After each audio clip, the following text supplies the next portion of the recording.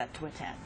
Men and women are equals, and their paychecks should follow suit. That is the message that Democrats were pushing on Tuesday. It's all part of a White House plan to push an issue they believe will help Democrats win votes in November. Athena Jones reports. America should be a level playing field. In a move he says will help the economy, President Obama signed 2 executive actions to promote equal pay for men and women. Women make up about half of our workforce. And they're increasingly the breadwinners for a whole lot of families out there. So when they make less money, it means less money for gas, less money for groceries, less money for child care, less money for college tuition. An executive order bans government contractors from targeting workers who talk about their salaries. A presidential memorandum requires them to report on workers' pay by race and gender to help identify cases of discrimination.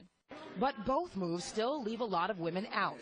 He's leading by example, but at the same time today, he called on Congress to pass a piece of legislation that has been sitting up on the Hill for years called paycheck fairness.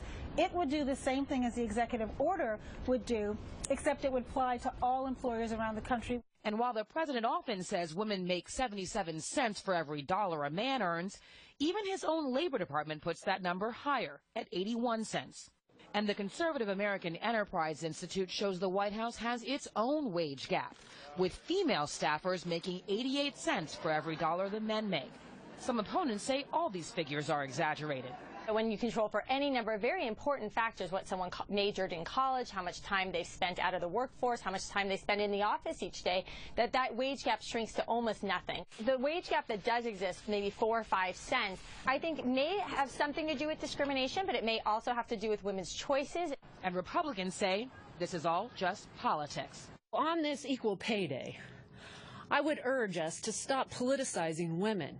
And let's start focusing on those policies that are actually going to help women and everyone in this country have a better life. And that was Athena Jones reporting. For more on equal pay and today's Senate vote on the Paycheck Fairness Act, we want you to stay with News Channel 8. Political reporter Byron Tao will be here to discuss the issue at 8:15. Coming up.